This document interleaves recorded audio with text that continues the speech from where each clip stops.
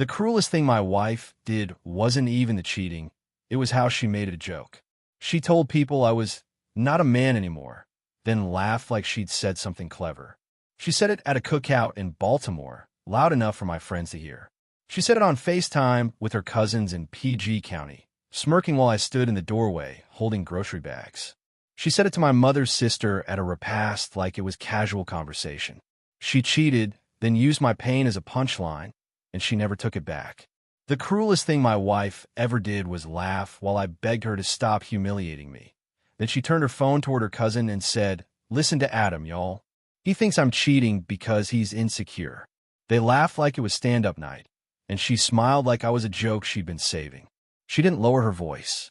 She didn't care that our kids could hear her through the hallway. She didn't care that my chest felt like it was caving in. She wanted me small. She wanted me ashamed. And she made sure I felt it. Here's how it happened that I used to think our marriage was the kind people prayed for. Two black professionals in Atlanta, a little house, loud family, and a routine that felt like a steady beat. We met young, built together, and for a while I swore we were unbreakable. I was wrong. It didn't fall apart in one dramatic moment.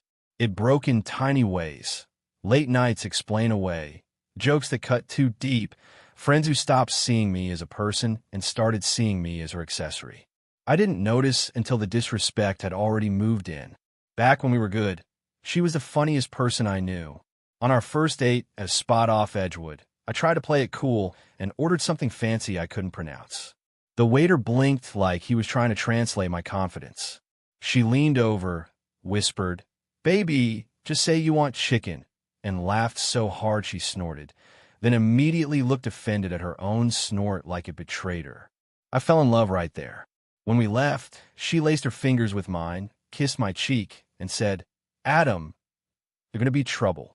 We were the kind of couple that made regular errands feel romantic. Saturday mornings in Decatur, we'd argue over fruit like it was politics. She'd squeeze avocados with the seriousness of a surgeon and tell me, "If you pick a hard one, don't look at me when your guac tastes like regret." I'd roll my eyes, pull her close in the aisle, and she'd soften, resting her head on my shoulder like she belonged there. We'd go home, dance in the kitchen with socks sliding on tile, and laugh when the kids clapped like we were performing. When she got promoted, I was proud like it was my own win. We celebrated a little place in Midtown, and I told the waiter, "Make it 2 desserts, we're doing big things." She kissed me across the table and called me her anchor. I believed her. I believed the way she looked at me meant the same thing it did before. That night, she held my face and said, "We're going to be so good, Adam." I didn't know that success was about to introduce her to people who smiled at me and didn't see me at all. The work family started as stories over dinner. Names I didn't recognize. Little jokes I couldn't be part of. "You would have had to be there," she'd say, laughing at her own phone while I washed dishes. Then it became happy hours. Then it became last-minute client stuff. Then it became late nights with a tone that dared me to question it. She'd come in smelling like perfume that wasn't hers and say, "Relax. You're doing the most." If I asked how her day was, she'd answer like I was interrupting her real life. I tried to be the supportive husband. I really did.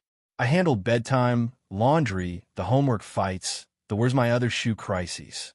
I made dinner and waited for her like I was keeping a porch light on. When she walked in, I'd brighten my voice, hoping it might pull her back toward me. Sometimes she'd toss me a quick kiss like a tip. Sometimes she'd go straight to the shower and lock the bathroom door. And when I brought it up, she'd say, "You want a medal for parenting your own kids?" The first time she humiliated me in public, it happened at a friend's cookout in South Fulton. Somebody joked about marriage, and I said, lightly, "I just miss my wife. She's always working." She didn't even glance up from her drink. She smiled at the group and said, "Adam misses me because he can't entertain himself. He needs attention like a baby." People laughed. Loud. Her coworkers laughed hardest. I stood there holding a paper plate like it was evidence, wondering when I became something she could use for comedy. When we got home, I told her that hurt me. She stretched like she was bored and said, "Please, don't be sensitive." Then she hit me with a line she'd start using like a weapon. "You're insecure." It didn't matter what I said. If I asked for respect, I was insecure. If I asked for honesty, I was insecure. If I asked why her phone flipped face down like it was trained, I was insecure. She didn't just dismiss me. She rewrote reality, so my feelings were the problem instead of her behavior. There were still romantic moments, but they got weird, like a song you love played at the wrong speed. One night, she surprised me with takeout and a candle, and I thought, maybe I'm wrong. Maybe she heard me. We talked, we laughed, we even slow danced in the living room while the kids slept. I kissed her forehead. She smiled. Then her phone buzzed. She checked it instantly, and the warmth left her face. I gotta handle something, she said, and walked out to the patio like love was an app she'd closed. The next morning, she acted like the night before never happened. I tried to bring it up. How nice it felt to be close again, and she blinked at me like I was speaking another language. Adam, I can't do this emotional stuff before work, she said. It's exhausting. Exhausting. Like I was a treadmill she hated getting on. I watched her put on lipstick in the mirror, perfecting the edges like she still cared about something.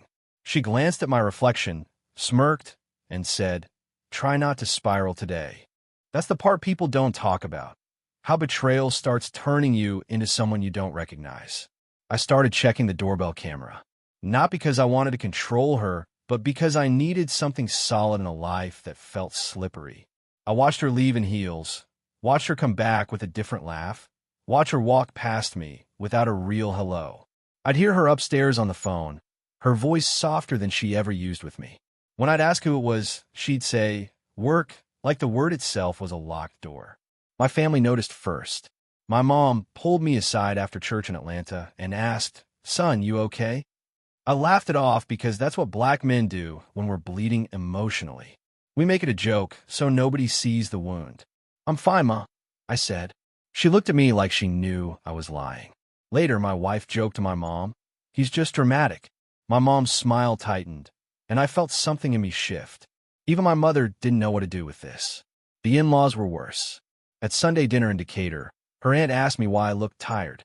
Before I could answer, my wife said, "Because Adam thinks my job is cheating. He needs a hobby." That table erupted again. Her uncle slapped his knee. Her cousins shook their head like I was pathetic. I tried to laugh along so I wouldn't look weak. My cheeks burned. My wife watched me swallow my pride and looked pleased, like breaking me was entertainment. Nobody defended me. Not one person said, "That's your husband. Chill." At home, she started withholding affection like punishment. If I tried to hug her, she'd lean away. If I tried to kiss her, she'd turn her cheek. If I asked what was wrong, she'd say, "Nothing. You're just doing too much." Meanwhile, she'd post selfies smiling like sunshine, and people would comment, "Power couple," under our family pictures. I started feeling like a prop in her story, like the part of her life she could display without actually caring for. I was lonely inside a house full of noise.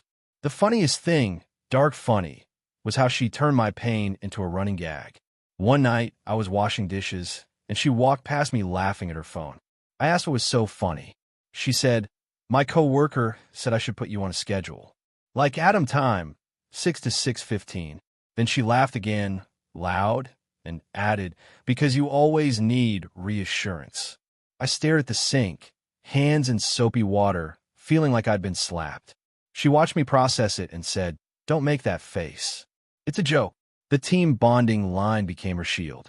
She'd come home after midnight and announce, "Team bonding," like she was reading weather. If I asked why it couldn't happen during office hours, she'd say, "That's why you're stuck where you are. You don't understand how success works." She didn't just cheat me out of trust. She cheated me out of dignity. She made me feel like a broke-minded obstacle to her glow-up.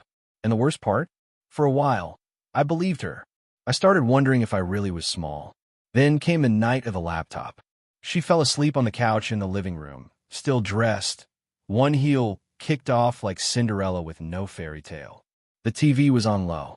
The kids were upstairs. I stood there for a long time, looking at her, trying to remember the woman who danced with me in socks. I didn't want to snoop. I wanted to stop hurting. But pain makes you desperate for clarity. Her laptop was open, calendar on the screen, cursor blinking like it was waiting for me to finally tell the truth. The invite title hit me like cold water, quarterly alignment, no spouses. I read it 3 times because my brain couldn't accept the cruelty of the words. Not just the cheating, if that's what it was, but the deliberate disrespect. No spouses. Like I was an inconvenience. Like my existence ruined the vibe. Underneath, there was a note about parking and using a side entrance. My hands started shaking. I took screenshots, emailed them to myself, and sat on the edge of the couch feeling hollow while she slept peacefully. I didn't wake her up. I didn't scream. I didn't cry where she could see it. I went to the bathroom, locked the door, and pressed my forehead against the mirror. My reflection looked older. I whispered, "Okay, Adam, enough." Not like a dramatic movie line, more like a man talking himself off a ledge. I breathed until the shaking stopped. Then I went back to bed and stared at the ceiling until morning. When she woke up, she stretched, smiled at nothing, and said, "Morning," like she hadn't been setting my life on fire. Over the next week, I moved like I was undercover in my own marriage. I smiled when she wanted me to. I answered politely. I did the school runs. I cooked. I listened. And quietly, I gathered truth. I downloaded statements. I photographed receipts. I tracked dates. I noticed charges in Houston, D.C., Miami, places she claimed she'd never traveled for work. I didn't need to confront her to confirm she'd lie. She'd already shown me that honesty wasn't in her toolbox. The betrayal wasn't only romantic. It was financial, emotional, and spiritual. She was draining the life we built. I booked a consultation with a family attorney in Buckhead during my lunch break. Sitting in that office felt surreal, like I was playing a role in someone else's drama. The attorney spoke calmly, asked practical questions, and didn't flinch when I described the humiliation. "Document everything," she said. "Protect your access to your children. Stay steady." Her steadiness gave me strength. On the drive back, I passed places my wife and I used to date, restaurants, parks, little corners of Atlanta filled with old laughter. I gripped the steering wheel and let myself mourn quietly, like grief had become my second job. At home, my wife sensed something and tried a new tactic, fake sweetness. She called me baby again. She touched my arm while I cooked. She even made a romantic joke about how we should run away for a weekend.